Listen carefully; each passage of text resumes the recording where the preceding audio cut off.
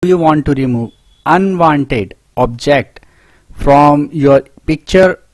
If yes, then watch this video till the end.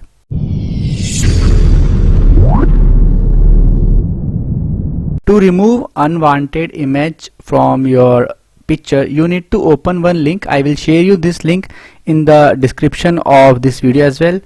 Cleanup.pictures. Open this link. After that, you need to select an image from here, or you can drag and drop it as well. So this is my photo only. I will remove few things, like I will remove this logo. You can see this brush, you can increase the size of the brush from here or decrease the size. You can see the size is increased, so I will use the smaller one. So I will remove this logo first.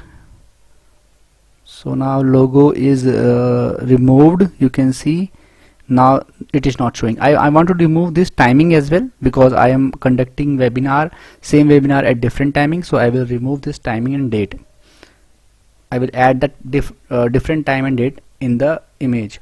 So after doing that, you can simply download the image from here and open the image. Now you can see a time, date and logo is removed. So I hope friends, now you will be able to do it. It is very easy. In case you find this video helpful, just hit on the like button and keep supporting me by subscribing my channel. Bye bye friends, take care.